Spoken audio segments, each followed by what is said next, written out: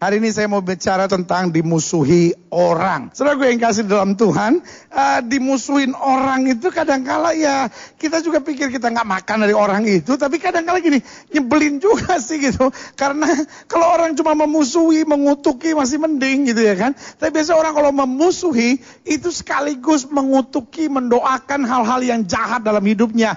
Bahkan kalau perlu menyebarkan fitnah dan banyak hal lagi. Tapi saudara gue yang kasih dalam Tuhan, hari ini selalu saya mesti ingatkan buat setiap saudara, bukan apakah saudara disukai atau dimusuhi, tapi bagaimana Tuhan tetap berkenan dengan hidup kita. Haleluya, haleluya, haleluya.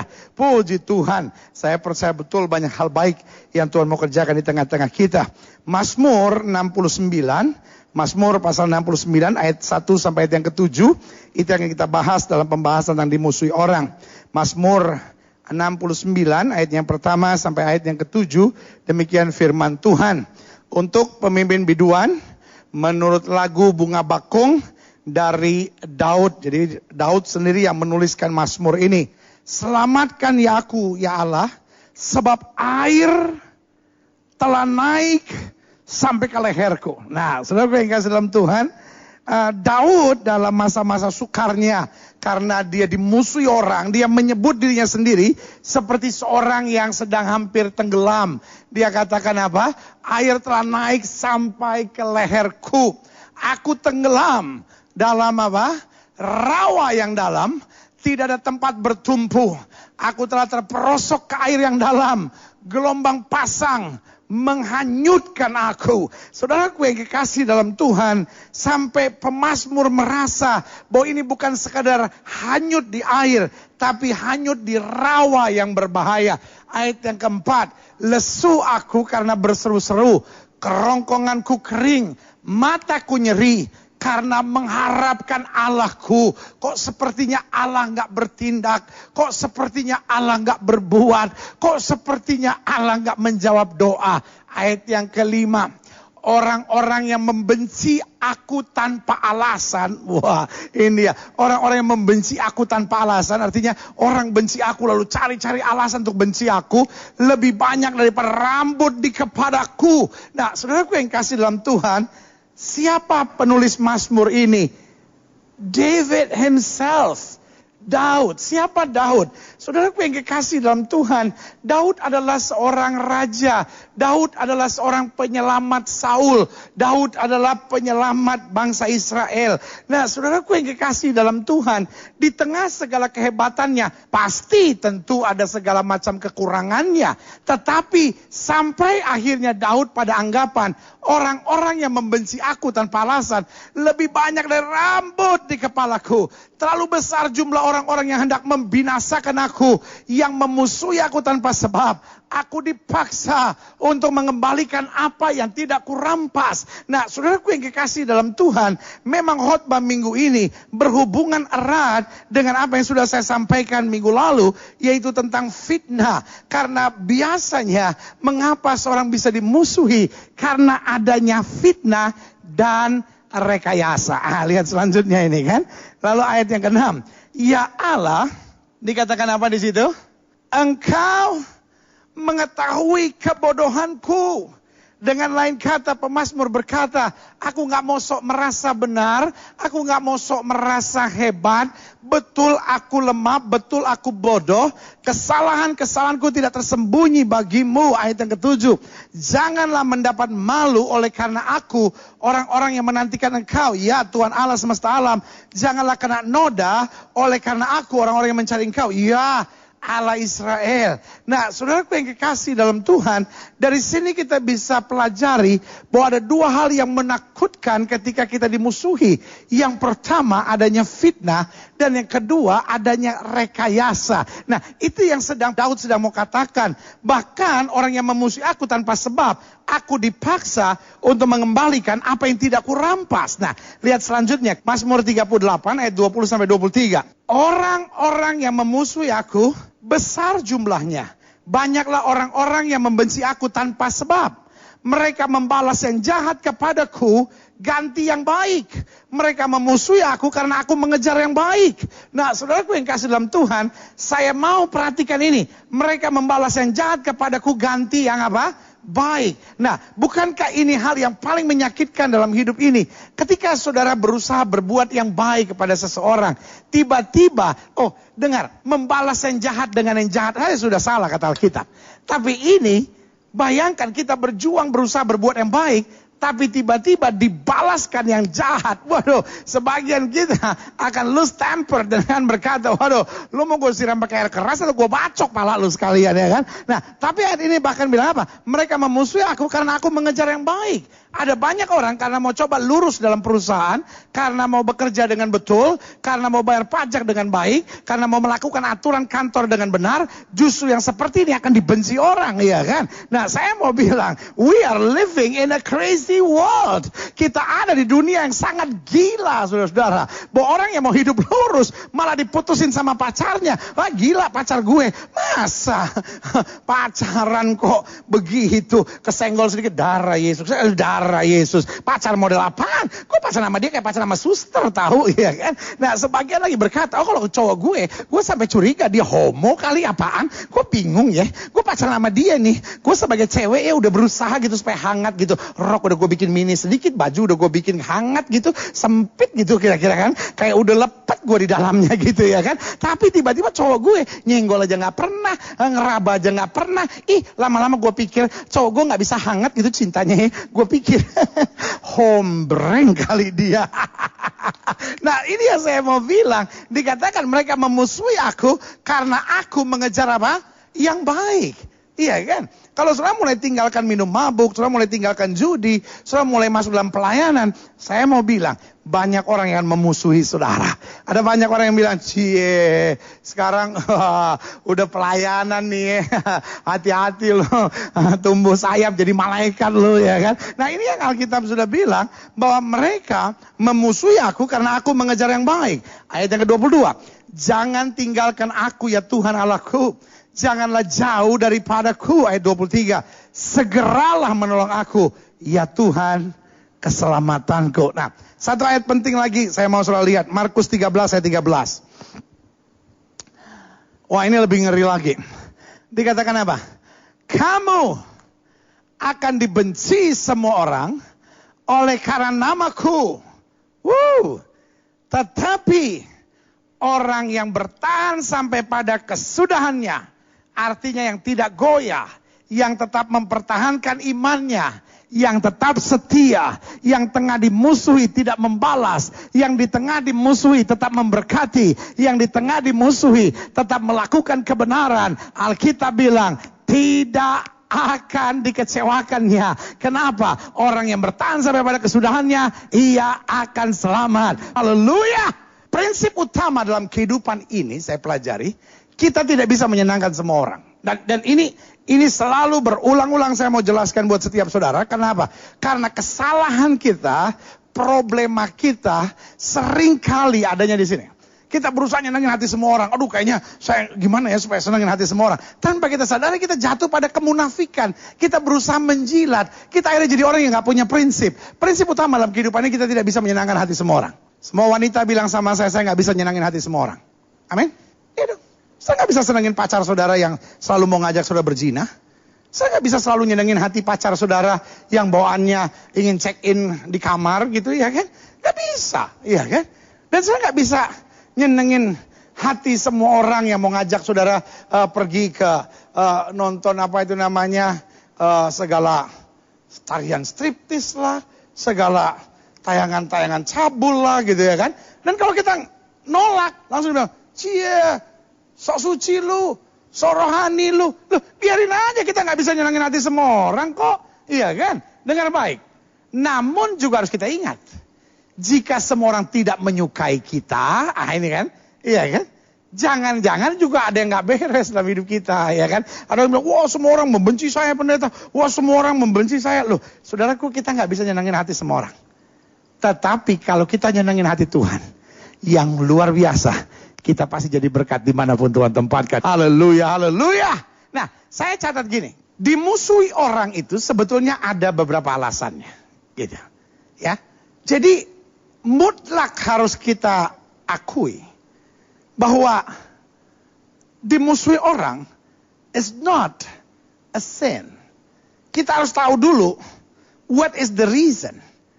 Apa alasannya kita dimusuhi orang? Yang pertama, kita bisa dimusuhi orang karena hidup kita berbeda dengan apa? Dengan dunia ini. Alkitab bilang kamu ada di dunia, tapi kamu bukan berasal dari dunia ini. Itu sebabnya dunia nggak bisa terima prinsip saudara. Contoh, suami saudara nggak benar. Cici saudara langsung bilang ini, ceraiin aja. Sementara saudara ngerti firman Tuhan, bahwa apa yang telah dipersatukan Tuhan tidak bisa diceraikan oleh manusia. Saudara bilang apa? Enggak, anak Tuhan nggak boleh cerai. Saya kan langsung diapain? Dasar goblok lu. Lu tuh ya jadi perempuan ya. Terlalu mau diinjek. Kalau menurut gue lu udah didukunin kali. Nah itu kan, ngerti nggak? Saya dimusuhi orang, kenapa? Karena saya punya prinsip yang berbeda. Iya kan? Contohnya, saya mesti ikut dalam penyembahan-penyembahan tertentu. Baik penyembahan-penyembahan aturan adat, maupun penyembahan-penyembahan leluhur, atau penyembahan-penyembahan orang nenek moyang. Nah, sebagai anak Tuhan, jangan salah ngerti ya. Saya tidak sedang bilang bahwa semua adat nggak benar. Saya tidak sedang bilang bahwa segala sesuatu yang bersifat kebudayaan itu pasti setan. No. Tetapi sebagai anak Tuhan sudah tahu kok. Mana yang boleh, mana yang nggak boleh. Sudah tahu persis kok. Sudah tahu, wah ini penyembahan pada leluhur nih. Iya kan? Jadi saya melatih jemaat semua dewasa. Karena buat saya sudah bukan cuma jemaat kok. Sudah hamba Tuhan kok. Jadi saya paling nggak setuju kalau jemaat datang ke saya, pendeta, mengadakan adat ini boleh nggak? Adat ini boleh? No. Buat saya bukan soal adatnya, bukan soal culture-nya. Tapi yang saya mau bilang adalah hidup kita berbeda dengan dunia ini. Kalau sudah mulai masuk pada penyembahan berhala, mulai masuk pada penyembahan leluhur, mulai masuk pada hal-hal yang hubungannya dengan kuasa gelap gitu. Iya kan? Kita kan harus punya prinsip yang tegas. Kita kan tahu ini bukan berasal dari Tuhan. Nah kita harus berani berkata tidak. Nah waktu kita berkata tidak ini kita dibenci. Kenapa? Karena dunia bilang cuma begitu kok. Iya kan? Ketika setelah pulang kantor langsung pulang. Nggak mau ikut ke stimbat. Ya kan? Nggak mau ikut ke nightclub. Nggak mau ikut karaokean. Ya kan? Wah cuman gini aja kok. Oh fanatik lu. Buat saya nggak apa-apa kita dibilang fanatik. Asal jangan dibilang apa? Munafik saudara-saudara. Iya kan? Ketika orang sekarang nganggap, wajar kok, habis pulang kantor macet kok, gitu ya kan. Duduk dulu ngobrol-ngobrol, nggak apa-apa duduk ngobrol-ngobrol ya kan. Tapi kalau akhirnya jadi sepasang-sepasang, betul. Ada 3 laki-laki dengan 3 perempuan, tetapi semua sepasang-sepasang, ya kan. Padahal masing-masing sudah punya suami, sudah punya istri. Ini kan juga nggak benar gitu saudara-saudara ya kan. Ya mulainya sih cuma minum kopi bareng, ya kan. Lama-lama bercanda-bercanda, bercandanya kitik-kitikan. Lama-lama mulai pegang-pegangan tangan. Lama-lama nenek bilang itu berbahaya. Ya kan? Jadi kita dimusuhi orang ada beberapa hal. Yang pertama, hidup kita berbeda dengan dunia ini. Kita punya prinsip kok, ya kan? Kita punya aturan kok, gitu kan? Walaupun kita ada di dunia, tapi kita bukan berasal dari dunia ini. Yang kedua, kita dimusuhi orang ada beberapa alasan. Karena hidup kita memancing iri hati bagi banyak orang. Nah ini dia, iya kan? Saya bisa dimusuhi orang kenapa? Karena tiba-tiba sudah dipakai dalam pelayanan. Saya bisa dimusuhi orang kenapa? Karena tiba-tiba sudah sukses dalam usaha saudara. Saya bisa dimusuhi orang kenapa? Tiba-tiba rumah tangga saudara itu luar biasa gitu. Anak-anak saudara maju, anak-anak saudara diberkati. Mujizat demi mujizat dalam hidup saudara. Saudara tiba-tiba udah bisa beli motor ya kan. Saudara tiba-tiba udah bisa beli mobil. Tiba-tiba saudara rumahnya juga udah, yang tadinya kontrak sekarang udah bisa beli sendiri gitu kan. Ya ada aja orang-orang yang iri hati. Akhirnya mulai bikin fitnah, mulai bikin rekayasa. Akhirnya mulai apa? Memusuhi saudara. Nah saudaraku yang kasih dalam Tuhan, you can do nothing with that. Saya nggak bisa buat apa-apa dengan itu. Masa saudara mau hidup susah karena itu? Nggak usah. Kalau memang itu berkat Tuhan buat saudara, bersyukurlah. Ada orang yang nggak suka, nggak usah saudara kutuki. Tetap jalan dalam jalan Tuhan. Kemuliaan Tuhan akan dinyatakan. Haleluya. Yang ketiga, dimusuhi orang ada beberapa alasannya. Bahwa sifat dan karakter kita nyebelin. Nah ini dia. Saudaraku yang kasih dalam Tuhan, kita nggak bisa lari dari kenyataan dulu. Kita dimusuhi orang, ini karena setan. Wah ini karena saya anak Tuhan. Enggak juga. Ada kalanya memang kita dimusuhi karena memang prinsip kita. Tapi ada kalanya kita dimusuhin, sorry untuk bilang ini. Memang karakter kita nyebelin. Kita memang kepala batu, kita memang pelit. Kita memang orangnya egois, kita memang mau menang sendiri. Kita ini memang orangnya, waduh sombongnya minta ampun ya kan. Nah saudaraku yang kasih dalam Tuhan. Kalau saudara dimusuhi mertua, kalau saudara dimusuhi oleh ipar-ipar saudara, kalau saudara dimusuhi sama besan saudara, Kalau saudara dimusuhi sama bos, saudara di kantor. Tapi itu karena sifat dan karakter saudara. Nggak ada jalan lain. Berubah. Kita memang nggak bisa menyenangkan hati semua orang. Tapi kalau semua orang nggak menyukai kita, kayaknya kita yang harus berubah. Selanjutnya, dimusuhi orang ada beberapa alasannya. Mulut kita itu menyakitkan dan mengecewakan. Wah, ini parah ini. Ada banyak orang yang kemudian dimusuhi orang. Bukan karena setan. Bukan karena kutuk. Bukan juga karena takdir dalam hidupnya. Waduh pendeta, mungkin memang takdir saya begini, saya dimusuhi orang. Saya mau bilang sama saudara, kadangkala persoalannya bahwa mulut kita yang menyakitkan. Mulut kita yang mengecewakan. Karena Alkitab bilang mulut itu bisa seperti pedang. Tetapi jangan salah, mulut juga bisa menjadi pena. Tinggal saudara pilih, apakah saya mau jadikan mulut saya ini pedang? Atau saya mau jadikan mulut saya pena untuk menuliskan hal-hal yang indah bagi kemuliaan Tuhan. Haleluya. Selanjutnya yang kelima saya pelajari, dimusuhi orang ada beberapa alasan. Jadi saya ulangin ya dari pertama. Yang pertama, karena memang hidup kita berbeda dengan dunia ini. Kita harus punya prinsip. Yang kedua, hidup kita memancing iri hati bagi banyak orang. Nah, kita nggak bisa buat apa-apa. Karena memang sudah diberkati Tuhan. Karena memang sudah melihat segala macam kebaikan Tuhan yang luar biasa. Yang ketiga, karena sifat dan karakter kita nyebelin. Nah, untuk ini harus berubah. Iya kan? Kadang-kala kita memang cerewet kok. Kadang-kala kita memang egois kok. Kadang-kala memang kita kekanak-kanakan kok sifat kita. Lalu kita nyebelin orang, lalu kita bingung sendiri. Nggak bisa berubah. Ya. Selanjutnya, mulut kita menyakitkan dan mengecewakan. Harus berubah. Dari mulut ini harus keluar berkat. Dari mulut ini harus keluar firman. Dari mulut ini harus keluar damai sejahtera Allah. Haleluya, haleluya, haleluya. Dan yang kelima, dimusuhi orang ada beberapa alasan. Kita terlalu sensitif. Jadi kadang-kala bukan kita dimusuhi orang. Tapi kitanya yang terlalu sensi gitu, ya kan? Ini kayaknya semua orang gak suka sama saya. Semua orang memusuhi saya. Semua orang memandang saya dengan curiga. Saudaraku yang kekasih dalam Tuhan, kalau itu sifat kita sensitif, berarti the problem is in your mind. Persoalannya alam pikiran saudara. Saudara terlalu sensitif banget gitu. Jadi saudara kalau ngeliat orang gitu, wah ini orang gak suka nih sama saya gitu. Iya kan? Nah itu berarti persoalannya bukan sama orang. Persoalannya ada dalam pikiran saudara sendiri. Saudara yang harus berubah. Saudara yang harus buang pikiran-pikiran negatif itu. Saudara harus berkata seperti Daud. Kejadianku dahsyat dan ajaib. Dan jiwaku benar-benar menyadarinya. Ada banyak orang saya bilang terlalu bodoh. Dia sensitif sekali. Dia merasa mama dan papa saya gak menyukai saya. Mama dan papa saya lebih menyukai Cici. Mama dan papa saya lebih menyukai Koko. Mama dan papa saya lebih menyukai adik saya yang paling kecil. Karena memang paling pintar dan paling ganteng. Gak kayak saya. Udah pendek, hitam, kecil, hidup lagi dari jauh. Kelihatan kayak tai lalat gitu ya kan. Itu kan cuma sensitifnya saudara aja gitu. Hari ini saya cuma mau bilang sama saudara. Sensitif untuk mendengar suara Tuhan, haleluya. Tapi jangan sensitif yang aneh-aneh kayak begitu dong. Iya kan? Sampai akhirnya kita ngerasa, wah semua orang memusuhi saya. Kadang-kadang juga orang juga gak ngerasa apa-apa. Orang lihat saudara mungkin memang lagi gimana, capek atau apa, tiba-tiba, dia memusuhi saya. Ya kan? Nah, repotnya begitu. Ada banyak anak-anak muda. Sudah sampai pakai narkoba dulu. Sudah sampai hidup gak karuan dulu. Padahal bukan karena kebenaran. Hanya karena apa? Assumption. Karena asumsi. Terlalu sensitif merasa semua orang tidak menyukai saya.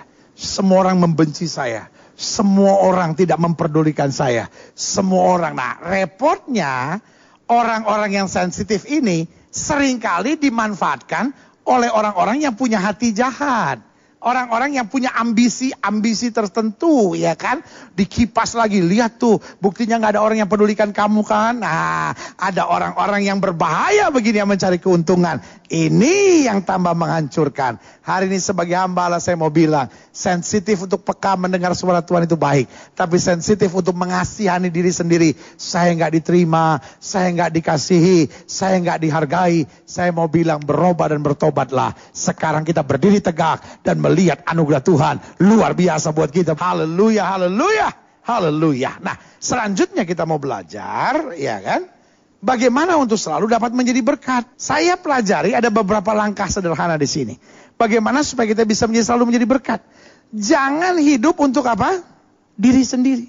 Sama-sama bilang sama saya tidak boleh hidup untuk diri sendiri. Amin?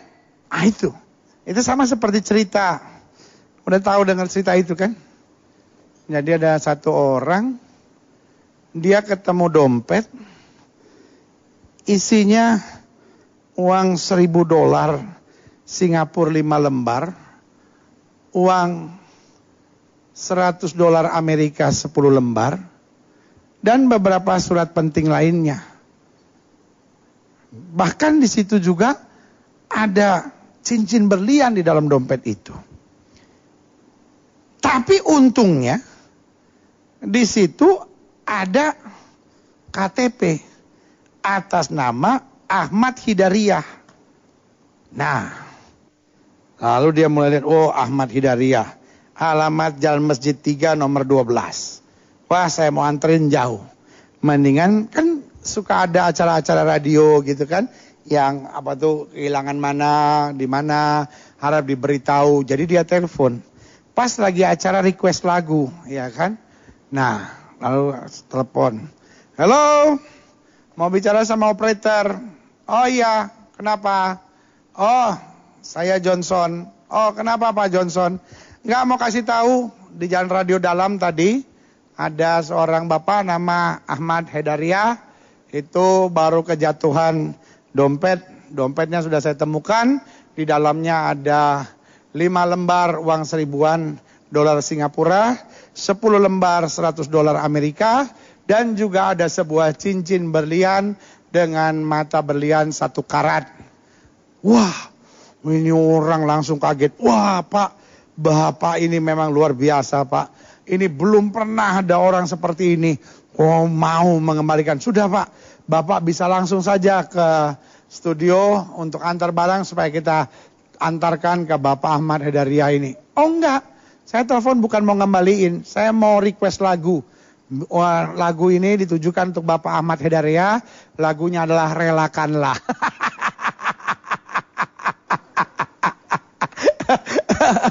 Lagunya Relakanlah. Gila kali itu saudara-saudara. Iya kan? Gak mau peduli sama perasaan orang, gak mau peduli sama kebutuhan orang, gak mau peduli dengan persoalan dan penderitaan orang lain. Kenapa? Pokoknya hidup hanya untuk diri sendiri.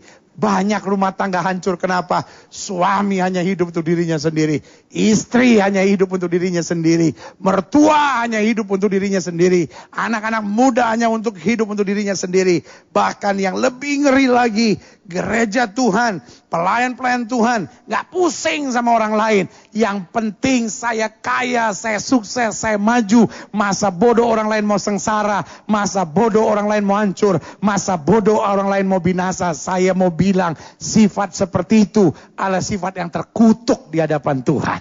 Jadi dengar baik. Bagaimana kita selalu bisa menjadi berkat. Jangan hidup untuk diri sendiri. Orang mau memusuhi kita, orang mau menyukai kita, orang mau menyenangi kita, orang mau mengutuki kita, kita tetap harus jadi berkat. Amin. Hidup kita tidak tergantung dengan reaksi orang.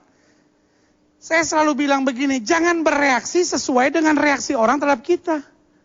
Kita harus punya kualitas tersendiri. Amin. Orang mencintai saudara, jadilah berkat. Orang memusuhi saudara, jadilah berkat. Orang memuji saudara, jadilah berkat. Orang mengutuki saudara, saya tetap mau jadi berkat. Haleluya. Haleluya. Yang kedua, bagaimana bisa selalu menjadi berkat? Sederhana, selalu menjadi pelaku firman. Sama-sama bilang sama saya, menjadi pelaku firman. Amin.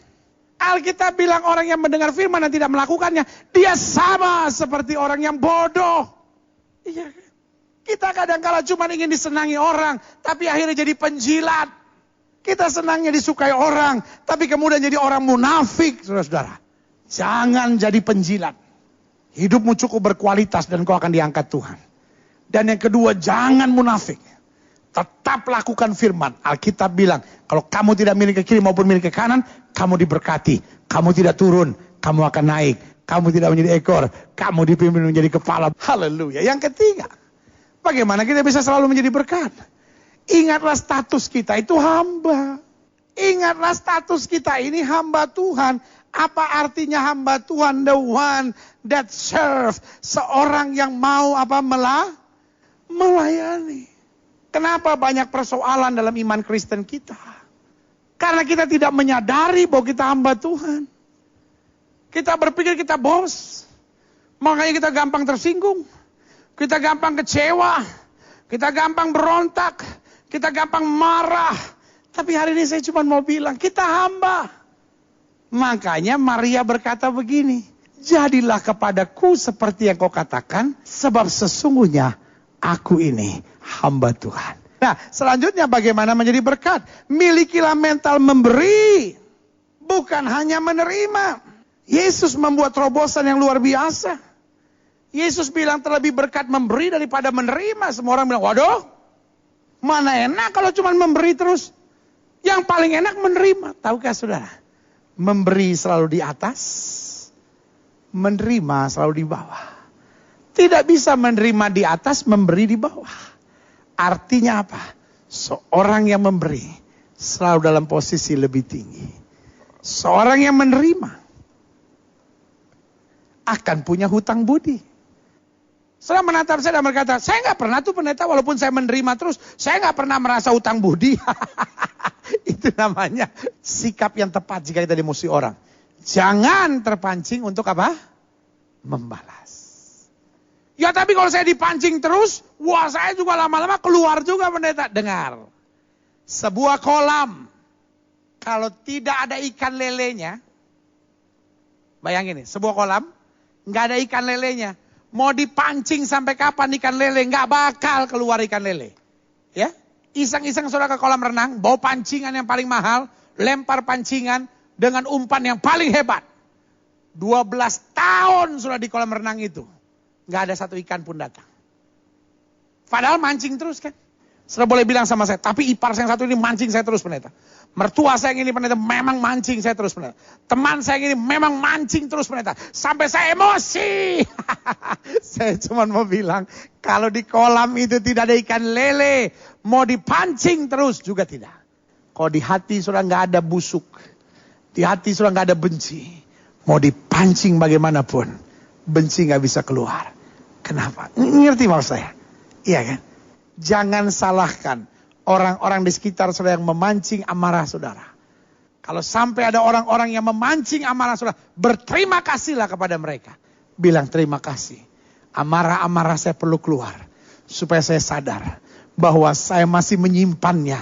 Dan ini semua harus keluar. Supaya makin dipancing bagaimanapun, gak bisa keluar lagi. Kenapa? Karena memang di hati saya yang ada cuma damai. Dipancing marah, keluar damai. Dipancing benci, keluar sukacita. Dipancing dendam, yang keluar adalah pengampunan surgawi. Haleluya. Sikap yang tepat jika kita dimusuhi orang yang terakhir. Fokus jangan pada musuh, tapi pada aturan dan ketetapan firman Tuhan. Sebuah kesalahan fatal dalam hidup kita. Kita selalu fokus pada musuh kita. Musuh kita naik mobil, kita jengkel. Musuh kita jatuh dari motor, rasain, ini baru patah kaki, sebentar lagi patah leher, astaga, busuk hatimu. Saya cuma mau bilang, fokusmu jangan pada musuh, fokusmu hanya pada aturan dan ketetapan firman Tuhan. Pokoknya ikuti saja aturan firman Tuhan, ikuti saja ketetapan-ketetapan Tuhan. Karena selama kita ikuti aturan firman, selama kita ikuti ketetapan Tuhan, semua orang boleh memusuhi saudara. Boleh saya ngomong sesuatu? Allah saya ahli untuk merubah orang-orang yang memusuhi saudara menjadi orang-orang yang memberkati saudara. Karena ayat firman Tuhan berkata, Allah saya merubah kutuk menjadi berkat. Alkitab berkata Ishak menabur di tanah orang Filistin. Pada tahun itu juga ia diberkati 100 kali lipat. Raja Abimelek marah sekali. Mengirim pasukan. Dan kemudian untuk menyingkirkan dia. Dia pindah. Dia gali sumur lain, membual-bual airnya. Didatangi lagi, dia gali lagi. Terus begitu, terus begitu, terus begitu. Sampai akhirnya dia menggali dan tidak diganggu lagi. Akhirnya Tuhan makin berkati dia. Sampai Raja Abimelek datang. dan mengakui. Ishak bilang begini, bukankah engkau membenci aku? Tapi Abimelek berkata, karena aku melihat Tuhan menyertai kamu. Hari ini saya mau bilang, jangan fokus pada musuh. Saya tahu sebagian saudara sedang down dan bilang, aduh saya dimusuhi orang pendeta. Saya difitnah, wah saya direkayasa segala. Nggak apa-apa. Jangan fokus pada musuh. Tapi fokus pada aturan Tuhan. Fokus pada ketetapan Tuhan. Dan aku akan melihat kemuliaan Tuhan dinyatakan. Amin.